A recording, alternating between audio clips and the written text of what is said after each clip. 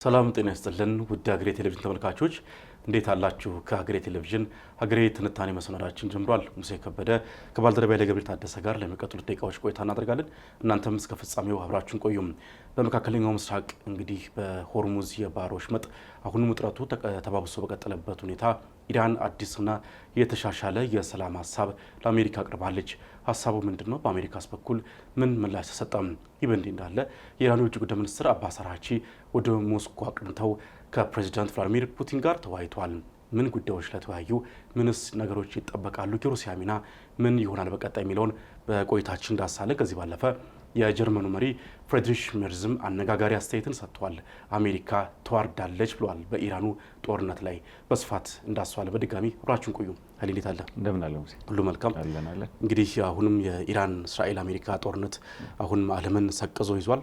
እንግዲህ ከሰሞነኛው ደግሞ የተሰማው ጉዳይ አዲስ የሰላም እቅድ በኢራን በኩል ይፋ ተደርጓል። ከዚህ ቀደም ሲቀርቡ የነበሩ የሰላም ሀሳቦች ውድቅ መደረጋቸውን ተከትሎ በፓኪስታን ይደረጋል ተብሎ ይጠበቅ የነበረው ሁለተኛው ዙር ድርድርም ሁለቱም ልኡኮቻቸውን ሳይልኩ ቀርተው ውይይቱ ሳይደረግ ነው የቀረው።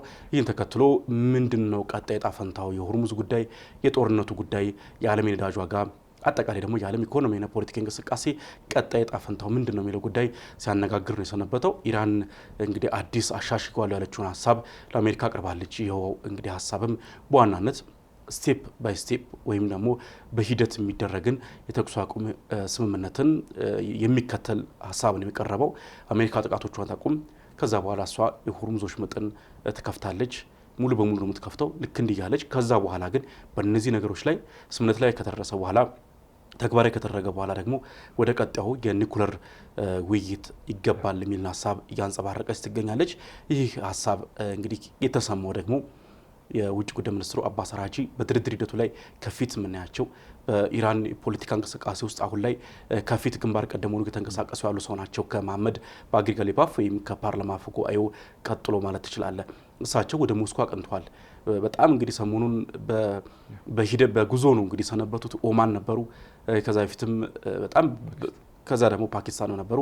አሁን ደግሞ ሞስኮ ነው ያቀኑትና ለምን ገቡ እንዴት ገቡ የሚለው ጉዳይ እያነጋገረ ይገኛል። ከቭላዲሚር ፑቲንም ጋር ውጤታማ ያሉትን ውይይት አካሂዷል። ቭላዲሚር ፑቲንም እንዲሁ ለኢራን ያላቸውን ድጋፍ አሁን ማጠናክረው እንደሚቀጥሉና በተቻለ መጠን ይህን ስምምነት በሰላም ይህ የጦርነት ሂደት በስምምነት እንዲጠናቀቅ ደግሞ የተቻላቸው እንደሚያደርጉም አስታውቋል። ምናልባት መግቢያ የምናደርገው በኢራን በኩል አዲስ የቀረበው ሀሳብ ምን ፍሬ ሀሳቦችን ይዟል ወይም ደግሞ ከዚህ ቀደም ሁለቱም ውድቅ ሲያደርጉት ከመጡት ቅድመ ሁኔታዎችና የሰላም ሀሳብ ምን የሚለየው ነገር አለ የሚለው መግቢያ እናደርገው። ምናልባት የተለየ ነገርን እዚህ ጋር የምናነሳ አይመስለኝም። ምክንያቱም ኢራን ከዘረዘረቻቸው የመጀመሪያዎቹ 10 ቅድመ ሁኔታዎች መካከል የነበሩ ናቸው ነጥቦቹ። ምናልባት አሁን ለየት የሚለው የኒውክሌር የሚለውን የስምምነት ጉዳይ አሁን ላይ የድርድር ሀሳቡ ነው የሚነሳ ጉዳይ አይደለም። ምናልባት በቀዳሚነት መስማማት የሚገቡን ጉዳዮች አሉ። እነዛን ከተስማማን በኋላ ወደ ኒውክሌርና ሌሎች መሰል ጥልቅ የሆኑ ውይይቶች እንገባለን። ነገር ግን በቀዳሚነት አንገብጋቢ የሆኑትን ጉዳዮች መፍታት ይጠበቅብናል። ይህ ጦርነቱን ከማስቆም የሆርሙዝን ስትሬት ከማስከፈትና እንቅስቃሴዎቹን የንግድ እንቅስቃሴውን ከመክፈት አንጻር ከዛ ባለፈ የማዕቀብ ጥያቄዎች ይኖራሉ። በአሜሪካ የተጣሉ ማዕቀቦች እንዲነሱና የኢኮኖሚ እንቅስቃሴ ኦፕን እንዲሆን የሚሉ ነገሮች ናቸው የተነሱ የነበሩት አሁንም የተነሱት ሀሳቦች ማለት ነው። በኢራን በኩል እንግዲህ ኢራን በዋናነት አንደኛው ከጠየቀችው ውስጥ የሆርሙዝ እንቅስቃሴ ክፍት እንዲሆን ነው። አሜሪካ ተጽዕኖ ማሳደሯን እዚሁ ጋር ማየት እንችላለን። ምናልባት ቀላል የሚባል ተጽዕኖ አይደለም። ኢራንም በራሷ በኩል ተጽዕኖ እያሳደረች እንደሆነ ግልጽ ነው። በሆርሙዝ ስትሬት ውስጥ ያለውን የመርከቦች እንቅስቃሴ በመቆጣጠር የራሷ የምትፈልጋቸውን መርከቦች በማሳለፍ ሌሎቹን ደግሞ በገንዘብ እየከፈሉ እንዲያልፉ በማድረግ ረገድ ከፍተኛ ጥቅም ስታገኝበት ነበር፣ በስፔሻሊ ጦርነቱ ከተጀመረ በኋላ ባሉት ጊዜያቶች ውስጥ ማለት ነው። ነገር ግን አሜሪካ ትራምፕ ብሎኬድ ካደረጉ በኋላ እንደገና የተዘጋውን ከዘጉ በኋላ በራሳቸው አቅጣጫ ደግሞ ኢራን የምታደርጋቸው እንቅስቃሴዎች ትንሽ መቀነስና መቀዛቀዝ ታይቷል። እንደውም የሚንቀሳቀሱ መርከቦች ቁጥር ራሱ ከ100 በላይ ከ130 140 የነበረው አሁን 6 እና 7 በቀን 5 እስከ 7 ባለው ነው በቀን ውስጥ የሚያልፉት መርከቦች ማለት ነውና እነዛም መርከቦች ምናልባት የማይከፍሉ መርከቦች ሊሆኑ ይችላሉ። እንዳልነው ወይ የቻይና መርከቦች፣ የሩሲያም ትላንትና የሩሲያ መርከብም ተሻግራለችና እነዚህ ስንመለከት በዛ አካባቢ ላይ የኢኮኖሚ ተጠቃሚነታቸው በከፍተኛ ሁኔታ እንዲጎዳ አድርጎታል ኢራንን ማለት ነው። ከዛ ባለፈ አሜሪካን ብሎኬዱን ለማድረግ ስትሞክር የምታወጣው ከፍተኛ የሆነ ወጪ አለ። በዛ ሂደት ውስጥ የተያዙባት መርከቦች አሉ በኢራን በኩል። እነዚህ አይነት ሁኔታዎች እንዲፈቱ ነው የመጀመሪያው የኢራን ጥያቄ ያቀረበችው። አሁን ባለበት ሁኔታ ውስጥ ቅድመ ሁኔታዎቹ የመጀመሪያው የሆርሙዝን ስትሬት እንድንፈታና ወደ ሌሎች የኢኮኖሚ የሌሎች የጦርነቱን ጉዳዮች የመፍታትና የኒኩለር ስምምነት ሌሎች ጉዳዮች የሚመጡት ከዚህ ቀጥሎ ነው የሚል ሀሳብን አነስተዋል። እንግዲህ ግልጽ የሆነ ነገር ከአሜሪካ በኩል ለዚህ ጥያቄ እስካሁን ድረስ የወጡ ግልጽ የሆኑ ምላሾች የሉም። ነገር ግን ከውስጥ በተገኙ ምንጮች መሰረት እንግዲህ እነ ሲኤንኤን አገኘናቸው ባሏቸው የመረጃ ምንጮች መሰረት ትራምፕ ይሄንን አልደገፉትም፣ ደስተኛ አልሆኑም በዚህ በቀረበው ጉዳይ እና መደራደርን ይፈልጋሉ።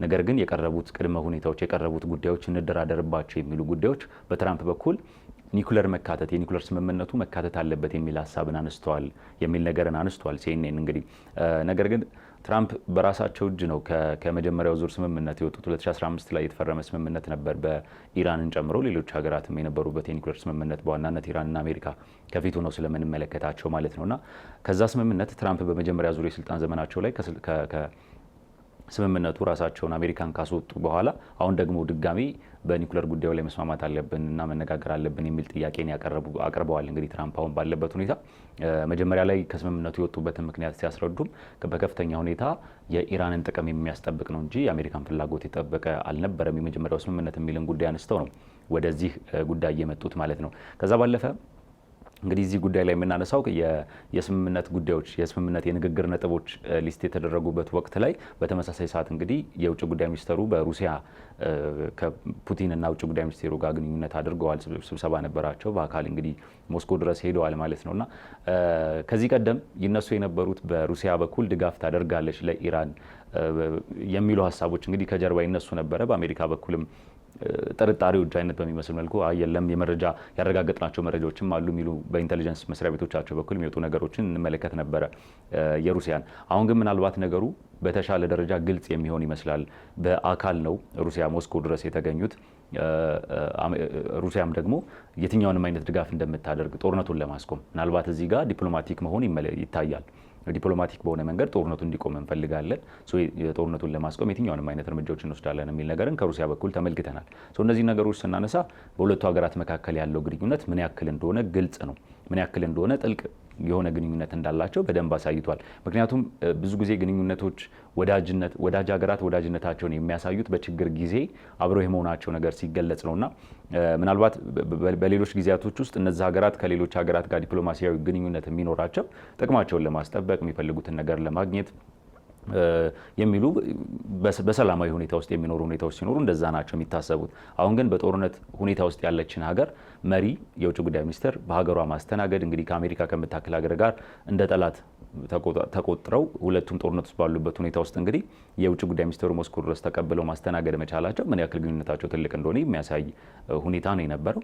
ከዛ ባለፈ ግን በተቻላት መንገድ ኢራን ግንኙነቷን በቀጠናው ያሉትን ሀገራት ሌሎች እንግዲህ ጦርነቱ እየሰፋ ቢሄድም ሌላም አይነት መንገድ ቢፈጠርም ወዳጆቿን በማጠናከር ረገድ ምን ያክልና ምን አይነት ስራዎችን እየሰራች እንደሆነ ያየንበት ጉዞ ነው። እንግዲህ በተቻላቸው መጠን ፍላጎታቸውን ለማስጠበቅ የአሜሪካ ጫና እንዳይመጣ የአሜሪካን ጫና ለመቋቋም የሚያስችላቸውን ምናልባት በጦርነቱ ባለፈ ደግሞ ዲፕሎማሲው ምን ያክል ጫናውን መቋቋም እንደሚችል ለማሳየት አጋሮችን ከማፍራት ረገድ እንግዲህ ያደረጉት ጉዞ ይመስላል። ከዛ ባለፈ ደግሞ ያቀረቧቸው ቅድመ ሁኔታዎችንና የውይይት ሀሳቦችን ስናስብ ደግሞ እነዚህ የውይይት ሀሳቦች በኢራን ፍላጎት እንዲሄዱ የኢራን የውጭ ጉዳይ ሚኒስትር ያደረጓቸው ጉዞዎች ከፍተኛ የሆነ የራሳቸው ሚና እንደሚኖራቸው ግልጽ ነው። ምክንያቱም አደራዳሪ ከሚባሉ ሀገራት ጋር በቀጥታ ተገናኝተዋል ከመሪዎቹ ጋር። አደራዳሪዎቹ ቀላል ሚና ይኖራቸዋል ማለት አይደለም በማደራደሩ ረገድ። ከዛ ባለፈ ደግሞ አሁን በዛኛው ሳይድ ካሉት ሱፐር ፓወር ከምንላቸው ሀገራት መካከል ደግሞ አንደኛዋ ሩሲያ ነችና ከሩሲያ ጋር ያላቸው ግንኙነት መጠናከሩ በአቅም ደረጃ በመደራጀት ደረጃም ደግሞ ያላቸውን አቅም በዲፕሎማሲውም በወታደራዊ አቅሙ በማሳደጉ ረገድ ደግሞ እንግዲህ ሩሲያ ሚና ቀላል የሚባል አይደለም። ቀጥተኛ ድጋፍ አድርጋለች አላደረገችም የሚለው እንዳለ ሆኖ ነገር ግን የሚፈጠሩ ነገሮችን ዲፌንድ ከማድረግ አንጻር ሩሲያን ከጎኗ ያዘች ማለት ምን ያክል አቅም ልታገኝ እንደምትችል ግልጽ ነው። ስለዚህ በዲፕሎማሲው ረገድ ፓኪስታን፣ ኦማን ማድረግ ያለባቸውን ነገሮች እንግዲህ የውጭ ጉዳይ ሚኒስተሩ ዞር ብለው እንግዲህ ንግግሮችን አድርገው የተለያዩ ሀሳቦችን ሰጥተው ሀሳቦችን አቅርበዋል። በእንደዚህ አይነት መንገድ እንደራደር የሚለውን ከዛ ባለፈ ደግሞ ድጋፋቸውንና አቅማቸውን ለማሳደግ ደግሞ ሩሲያን የምታክል ግዙፍ ሀገር በኢኮኖሚም በወታደራዊ አቅማም ትልቅ የሆነች ሀገር ጋር ደግሞ ግንኙነታቸውን ለማጠናከር በአካል ድረስ ሄደው እንግዲህ ውይይቶችን አድርገዋል እና እነዚህን ስንመለከት ምናልባት ከጦር ሜዳው እንግዲህ በጦርነቱ ካለው የጦር ሜዳ እንቅስቃሴ ባለፈ በዲፕሎማሲው ጫና ለማሳደር ሌሎች አቅም ያላቸውን ሀገራት ወደ እነሱ ለማምጣት ሌሎች የማደራደር አቅም ያላቸውን ድርድሩን ሂደት እንዲመሩ ለማድረግና የራሳቸውን የኢራንን ፍላጎት ከማስፈጸም አንጻር በምን አይነት መንገድ ውጤታማ እንሆናለን የሚሉትን ነገሮች ውጤታማ ለማድረግ ሲሉ የተለያዩ ጥረቶችን እያደረጉ እንደሆነ እንግዲህ የተመለከትንበት የሩሲያ ጉዞ ነበር የነበረው። አዎ እንግዲህ በተለይ በሩሲያው ጉዳይ ላይ የምንጠብቃቸው ብዙ ነገሮች አሉ። አሁን ላይ እንግዲህ እስካሁን ድረስ ስትለፋ ስትደክም የነበረችው ፓኪስታን በተወሰነ መልኩ ሸርተት ያለች ይመስላል። በእርግጥ ከመጋረጃው በስተጀርባ ብዙ የሚደረጉ ድርድር ሂደቶች እንዳሉ ይታወቃል። አሁንም አላቋረጡም ወይም እጅ አልሰጡም። በተቻለ መጠን ብዙዎቹን እያነጋገሩ ይገኛሉ የፓኪስታን ከፍተኛ መሪዎች። ይሁንና ግን አሁንም በትልቁ የሚወሰነው በትራምፕ ላይ ነው። በተለይ ዶናልድ ትራምፕ እንግዲህ የፓኪስታን ወደ ፓኪስታን ሊያመሩ የነበሩትን ልኡካን ቡድን ስቲቭ ዊትኮፍና እንዲሁም አማቻቸውን ያሬድ ኩሽነርን እንዳይሄዱ ብለው እሳቸው ናቸው ኦልሬዲ ተዘጋጅተው ነበረ። ከዛ በፊት የውጭ ጉዳይ ሚኒስትሩ ሊሄዱ ነበረ ማርኮ ሩቢዮ፣ እሳቸውን መለሱ። በቅርብ ደግሞ ስቲቭ ዊትኮፍና ያሬድ ኩሽነር ሊያቀኑ ነበር ወደ ፓኪስታን ሄደው ከውጭ ጉዳይ ሚኒስትሩ አባስ አራግቺ ጋር ሊመክሩ ነበረ። እነሱም አይሄዱም፣ ከዚህ በኋላ በአካል የምናደርገው ምንም አይነት ግንኙነት የለም የሚል ነገር ነው ያስታወቁት። በስልክ ነው የምንጨርሰው፣ መነጋገር ከፈለጉ ፈረሱና ሜዳው ሚያው፣ ግን ቅድመ ሁኔታዎች ደግሞ አሉ። ዋናው ቅድመ ሁኔታ የኒኩለር ጉዳይ ነው። ስለዚህ አሁን የውጭ ጉዳይ ሚኒስትሩ አባስ አራግቺ ወደ ሩሲያ ማቅናታቸው የሩሲያ ሚና የሩሲያ ጣልቃ ገብነት ሩሲያ ብቻ አይደለችም እዚህ ጋር እና ኦማን የገልፍ ሀገራቱ በዚህ ጦርነት ውስጥ በከፍተኛ ሁኔታ ሲደበደቡ የነበሩ ሀገራት አሁን ላይ ወደ ድርድር ውስጥ እጃቸውን እያስገቡ ነው። ምክንያቱም ከዚህ በኋላ ጦርነቱ ተመልሶ የሚመጣ ከሆነ የበለጠ እስካሁን ከነበረው ውድመት በበለጠ መልኩ ውድመት ሊያስከትልባቸው ስለሚችል አሁን ሳይወዱ በግዳቸው እጃቸውን እያስገቡ ነው። ከዛ ባለፈ በትልቁ የምናነሳት ሀገር ደግሞ እስራኤል ነች። ኢራን ኒኩለር የምትታጠቅ ከሆነ ልክ እንደ ትልቅ ቀይ መስመር በፍጹም ማለደራደርበት ነገር ነው። የኒኩለር ባለቤት መሆን አትችልም። 60% አይደለም 90% አይደለም። በምንም አይነት ሁኔታ ኒኩለር የሚባል ጉዳይ ኢራን ጋር ሊነሳ አይገባም የሚል አቋም ይዛለች። የህልውና ስጋት ነው የሚል ነገር እያስታወቀች ነው። ስለዚህ እስራኤል አለች፣ ሩሲያ አለች፣ የገልፍ ሀገራቱ አሉ፣ አሜሪካ አለች። አሁን እነዚህን ሁሉ ሀገራት ቻይና በተመሳሳይ መልኩ አለች። የእነዚህን ሁሉ ሀገራት ጥቅም ባስጠበቀ መልኩ ጊዜያዊ ይሁን ዘላቂ የሚሆን የተኩስ አቁም ስምምነት የማይመጣ ከሆነ አሁንም ቀጠናው ከውጥረት የማይላቀቅበት ሂደት በቀጣይ የምንመለከት ይሆናል። ይሁንና ግን አሁን በኢራን በኩል እየተባለ ያለው ምንድን ነው? ቅድሚያ ሰጥተን እነዚህ ነገሮች ፊክስ እናድርግ፣ ጥቃቶቹ ይቆሙ፣ እኔ ደግሞ ሙሉ በሙሉ ሆርሙዝን ክፍት ላድርግ፣ ትንሽም ቢሆን ዓለም ማስታገሻ ታገኝ፣ ከዛ በኋላ ግን ቀስ በቀስ ሌሎች ጉዳዮች ላይ እንምከር የሚል ነገር እያስታወቀች ነው።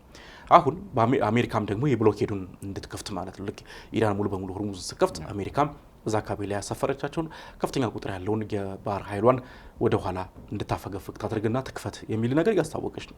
ይሄ ለማን ነው ተጠቃሚ የሚያደርገው? ማንንስ ደግሞ ተጎጂ የሚያደርገው የሚለው ጉዳይ ይታያል። እስካሁንስ ደግሞ የመጡበት የተከራከሩበት አይደለ ብዙ ጉንጭ አልፋ ክርክሮች የተካሄዱበት ይሄው ጉዳይ ነው። ስለዚህ ምንድነው አዲስ ነገር ብዙ የለውም። ነገር ግን አሁንም እዚህ ላይ ትራምፕ እንግዲህ የሚገጹት ነገር ይጠበቃል። ያጤኑት እንደሆነ ከተለያዩ ሚኒስትሮቻቸው ጋር ካቢኔ አባላቶቻቸው ጋር እየመከሩ እንደሆነ እየተሰማ ነው። በእሳቸው በኩል የሚባለው ነገር ይጠበቃል።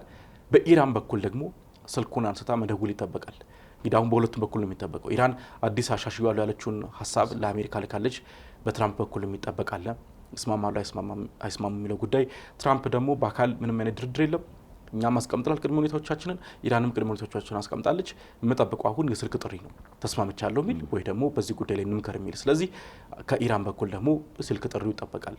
ልክ ይህ ባለበት ሁኔታ ደግሞ የኢራን ውጭ ጉዳይ ሚኒስትር ሩሲያ ገብቷል።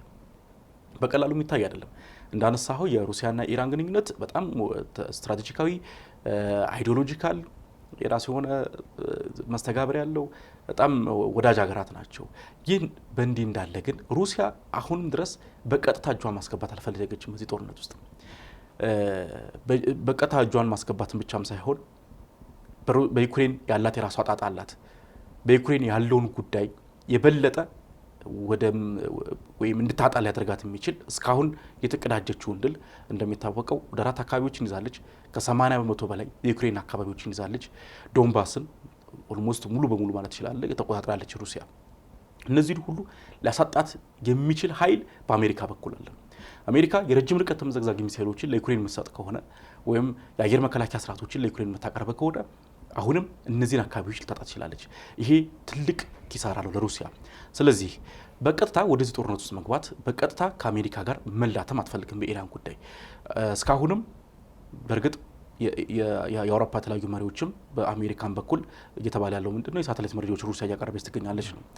ላይሆን የሚችልበት ምክንያት የለም። ልታደርግ ትችላለች። በይፋ ግን አድርጌያለሁ የሚል ነገር አልገለጸችም። ይሄ እንዲህ አይጠበቅም፣ ራሱ ይህንንም እንደታምንም አይጠበቅም። ነገር ግን በቀጥታ እጇን ማስገባት አትፈልግም። አሁንም እሳቸው የሄዱትም ሁለት ነገር ነው። በድብቅ ጦር መሳሪያ ድጋፎች ሊደረጉ ይችላሉ ወይ ዛሬ ሊመክሩ ይችላሉ፣ ምንም ጥያቄ የለውም። ከዛ ባለፈ ግን በፊት ለፊት ግን ሊሆን የሚችለው በቀጣይ የሚጠበቁ ጉዳይ ግን ፑቲን እጃቸውን አስገብተው ከትራምፕ ጋር ይህንን ጉዳይ ፊክስ እንዲያደርጉ። ምክንያቱም የአሸማጋይነት ሚናው አሁን ከፓኪስታኑ መሪ ከፓኪስታኑ ጠቅላይ ኤታማዦር ሹም እነሱ ነበሩ አሁን ከፊት ሆኖ ሲመሩ የነበረው። አሁን ወደ ፑቲን መጥቷል። ፑቲን ይህን ነገር እንዲያሸማግሉ መሀል ገብተው ሲያሸማግሉ በምን መልኩ እንደሚታወቀው የኒውዮርክ ታይምስ ላይ እንዲሁ ሰፊ አተታ እየተመለከትኩ ነበርና እዛም ዘገባ ላይ አንድ ያየሁት ጉዳይ የ2015ቱ የኒኩሌር ስምምነት ላይ ነው። እንግዲህ ያኔ ስምምነቱ ሲፈረም ሩሲያም ነበረች። ከዚህ ከፒ5 እና እንዲሁ ኢራን በተመለከተ ስምምነት ላይ ሲደረስ የነጠረ ዩራኒየም በእርግጥ ለኒኩሌር የጦር መሳሪያ ለማምረት ብቁ አይደለም። ነገር ግን ትንሽ ደግሞ ቢሰራበት ብቁ ሊሆን የሚችል ዩራኒየምን ሩሲያ ተረክባ ነበር የኢራን በወቅቱ። ልክ አሁንም በተመሳሳይ መልኩ ፈቃደኝነቷንም ገልጻለች በኢራን ያለውን ዩራኒየም ለመውሰድ ማለት ነው፣ ለመረከብ። ስለዚህ እንዲህ አይነት ጥረቶች ገፍተው ሊመጡ ይችላሉ። ከሙስታፋ ካሚኒም ጋር ጥሩ ውይይት አድርጌያለሁ ብለዋል ራሳቸው ቭላዲሚር ፑቲን። መልእክትም ተቀብያለሁ። በዚህ መልእክት ውስጥ ያው አሁንም የሁለቱን ሀገራት አጋርነት ሊያጠናክሩ የሚችሉ ብዙ ንግግሮች ተደርገዋል። ምናልባት አሁን ኒኩሌሩን ይረከባሉ አይረከቡም የሚለው ጉዳይ በጣም ይጠበቃል። እንደምታውቀው የጋራ የሆነ ድንበር አይጋሩ ኢራንና ሩሲያ። ነገር ግን በባልቲክ ባህር በኩል ደግሞ የጦር መሳሪያ ድጋፎች፣ የድሮን ድጋፎች ሊደረጉ ይችላሉ በመርከብ በኩል። በነገራችን ላይ ከኢራን ብቻም አይደለም ከቻይናም በተመሳሳይ መልኩ ሚሳኤል ድጋፎች እየተደረጉ ነው የሚሉ ያልተረጋገጡ መረጃዎች ይወጡ ነው የሚገኙት። አሁንም እሳቸውም እዛ ሄዱት አንድም የወታደራዊ ድጋፍ ለመረከብ ነው። ከዛ ውጭ ደግሞ እንዲሁ እጃቸውን አስገብተው ደግሞ በዚህ ጉዳይ ላይ እንደው ምን አልሽኝ ሩሲያ እንደው ምን ላድርግ የሚለው ነገር ከቭላዲሚር ፑቲን የምጠብቃቸው ብዙ ነገሮች አሉ።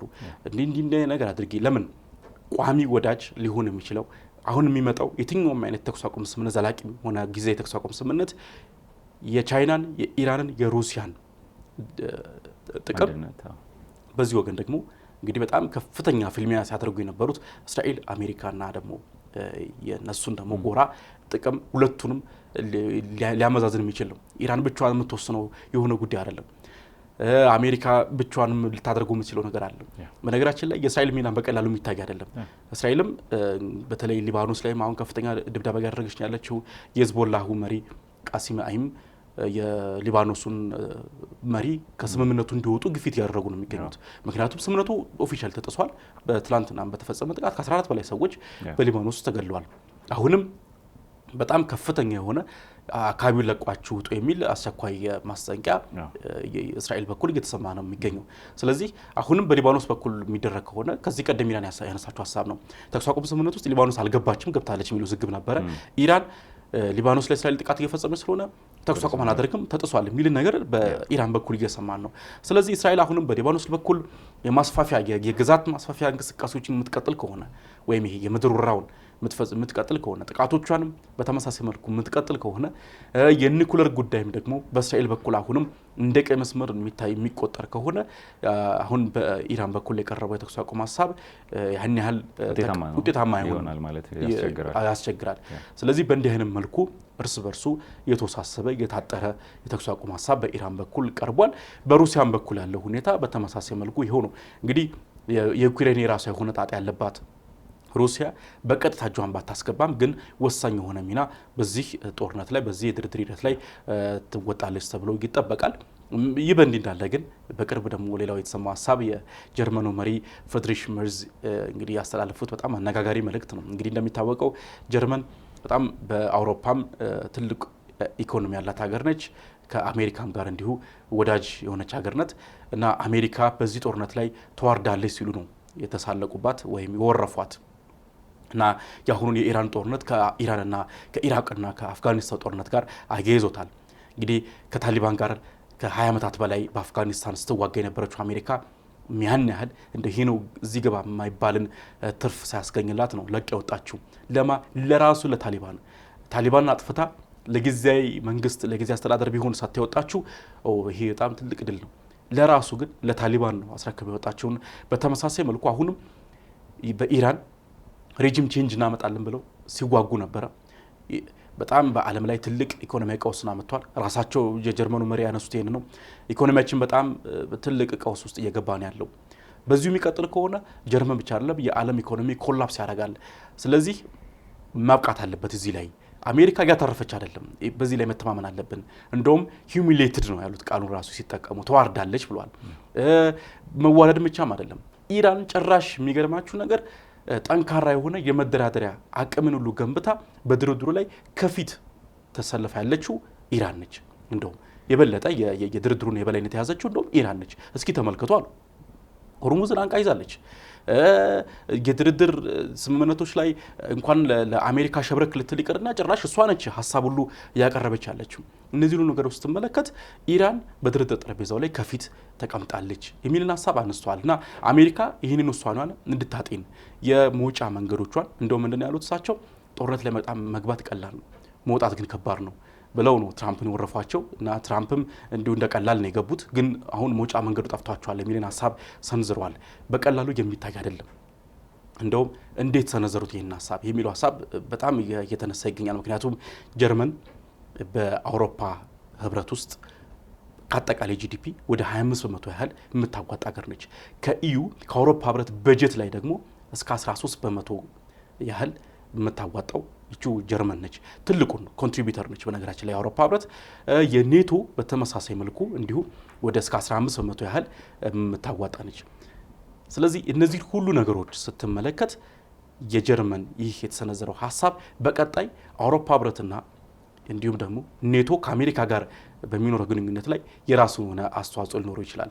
ወይም ደግሞ የሚጠበቅ በአሜሪካ በኩል የታሪፍ ማስፈራሪያዎችም ወይም ደግሞ ለግንኙነታቸው መሻከር መንስኤ ሊሆኑ የሚችሉ ወይም ይበልጥ ሊያባብሱ የሚችሉ ደግሞ መግለጫዎችና እንዲሁም ውሳኔዎች ከአሜሪካ በኩል በዚሁ በፍሪድሪሽ ሜርዝ አስተያየት ምክንያት ሊመጣ ይችላል ተብሎ እየተጠበቀ ይገኛል። ግን የእሳቸው ሀሳብ ይህንን ማንሳት የሚጠበቅ ነው ብዬ አስባለሁ። ምክንያቱም እንዴት ነው የኔቶ አቋም በጦርነቱ ላይ ከነበረው የኔቶ አቋም በመነሳት ከዛ ባለፈ ደግሞ ሌሎች ፈረንሳይን የመሰሉ የአውሮፓ ሀገራት በዚህ ጦርነት ላይ ያላቸውን አቋም በተቃርኖ ነው ከትራምፕ ጋር እየተመለከትናቸው ያለ ነው። ኢኮኖሚያቸው ምን ያክል እየጎዳው እንደሆነ ስለሚያውቁ እዚህ ጦርነት ውስጥ መግባትን እየፈለጉ አይደለም እና ሌሎች አውሮፓ ሀገራት ካደረጉትና የኔቶ አቋምን ስንመለከት ጀርመን እንደዚህ ማለቷ የሚጠበቅ ነው። ነገር ግን በጣም ራቅ ያደረጉትና ተዋርዳለች የሚለውን ቃል መጠቀማቸው የበዛ ሊመስል ይችላል እንጂ ምናልባት በተቃውሞ መቆማቸው የሚጠበቅ ነገር ነው ብዬ አስባለሁ።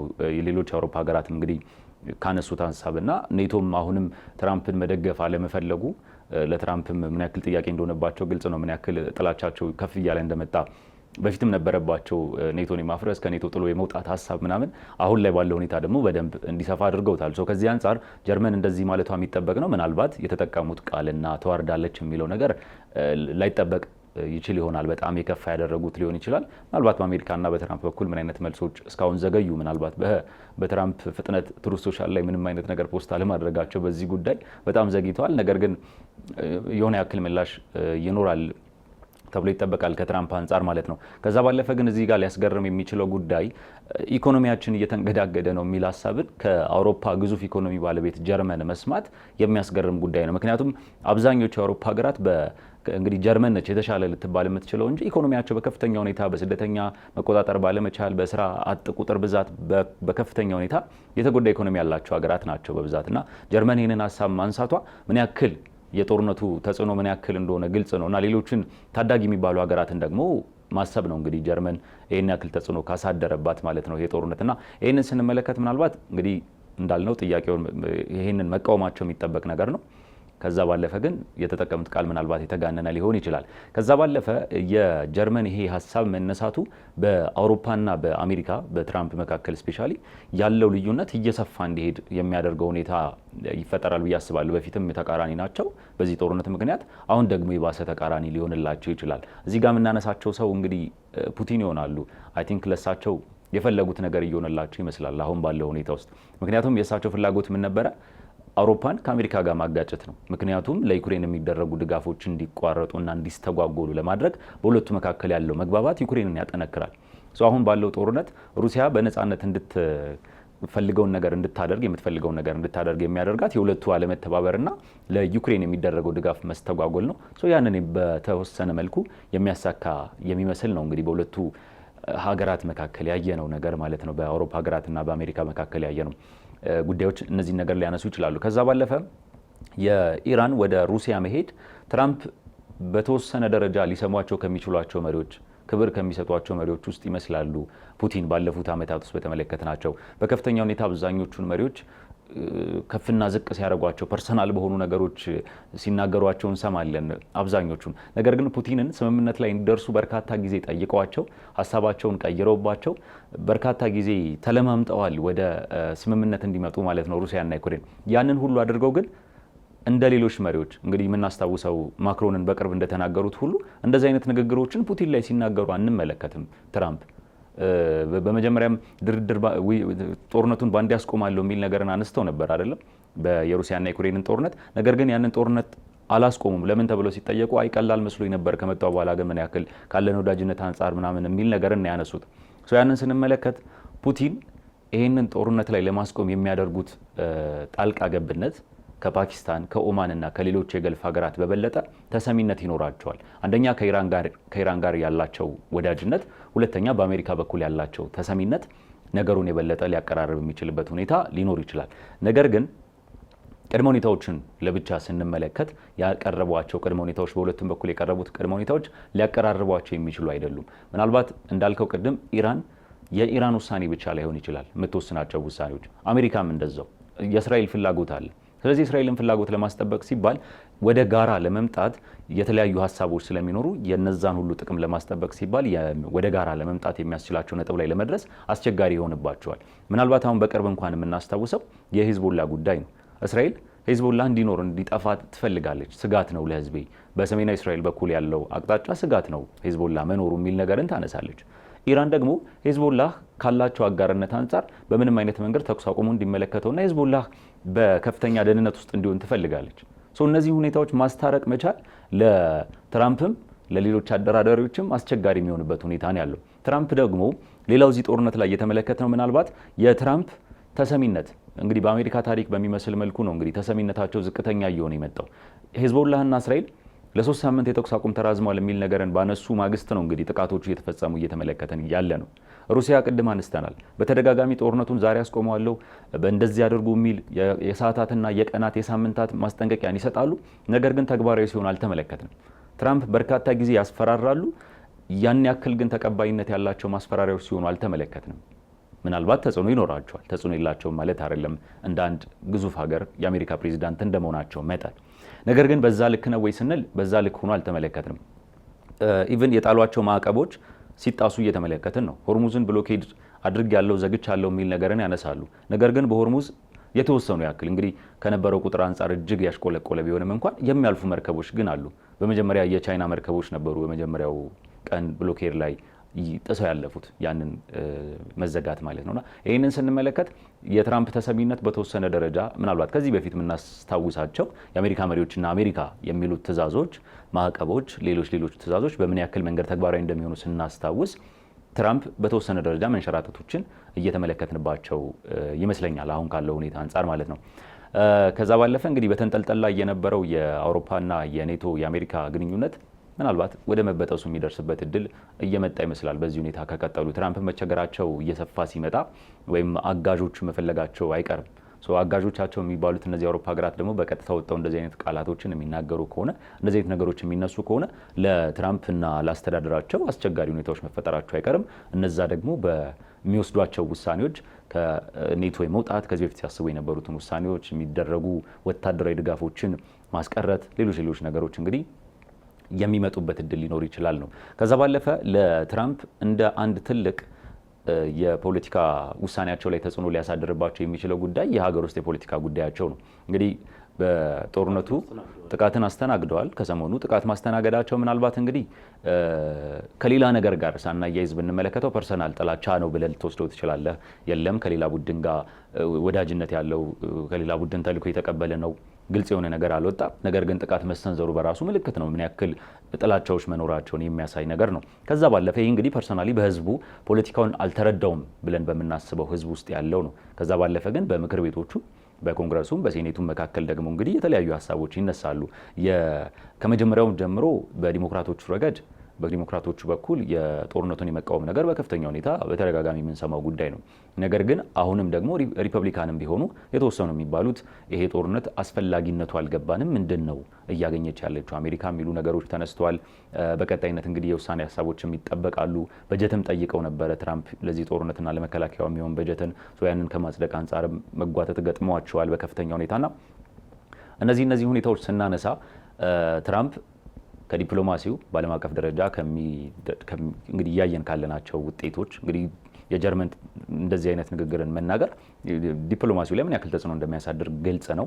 ከዛ ባለፈ ጠላት የሚሏት ኢራን በሩሲያ ጠንካራ ከሆነችው ሩሲያ ጋር ያላት ግንኙነት መጠናከሩን በተግባር ማሳየታቸው አሁንም ሌላ ጫና ነው በዲፕሎማሲው ረገድ። ከዛ ባለፈ ራሱን ችሎ ደግሞ ጦርነቱና የጦርነት ወጪው የመከላከያ ወጪው አሁን ላይ ራሱ እዛ አካባቢ ላይ ብሎኬዱን ለማድረግ ሄደው እዛ የሰፈሩ ወታደሮቻቸው የሚወጣ ወጪ ከፍተኛ የሚባል ነው።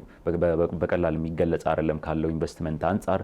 እነዚህን ነገሮች ስንመለከት ከዚህ በተጨማሪ ደግሞ የሀገር ውስጥ የትራምፕ አስተዳደር የሀገር ውስጥ አስተዳደሩ ደግሞ እንግዲህ በምክር ቤቶቹም ሆነ በአስተዳደር ደረጃ ደግሞ እየደረሱባቸው ያሉ ጫናዎችን ስንመለከት በከፍተኛ ሁኔታ ትራምፕ ከውጭም ከውስጥም ጫና ውስጥ ያሉበት ሁኔታና ምናልባት ቅድም እንዳነሳው ጦርነት ውስጥ መግባት ቀላል ሆኖላቸው መውጫ ፕላን ግን ያላዘጋጁበት በሚመስል መልኩ ውጥረት ውስጥ እንዲገቡ ያደረጋቸው ጊዜ ላይ ይገኛሉ ማለት ነው። ትራምፕ እንግዲህ ይህ የውጭ ጉዳይ ሚኒስትሩ የሞስኮ ጉብኝት ምን ይዞ ይመጣል፣ እንዲሁም ደግሞ በኢራን በኩል የቀረበው አዲስና የተሻሻለ የተባለው የሰላም ሀሳብም በአሜሪካ በኩል ይጸድቃል ወይ? ኢራንስ ደግሞ ስልኩን አነስታ ትደውላለች ወይ ወደ አሜሪካ? ምን ይጠበቃል? እንግዲህ የሚከሰቱ ደግሞ ሌሎች ጉዳዮችን ወደ ተመልካቾቻችን በጊዜው እናደርስ ይሆናል። ለዛሬ ግን በዚሁ እናብቃ። ሙሴ ከበደ ከባልደረባዬ ለገብሬ ታደሰ ጋር ላለፉት ደቂቃዎች ቆይታ አደረግን። እናንተም አብራችሁን ስለዘለቃችሁ ከልብ እናመሰግናችኋለን። በቀጣይ ጊዜ እስከምንገናኝ ድረስ ሰናይ ጊዜ ይሁንላችሁ።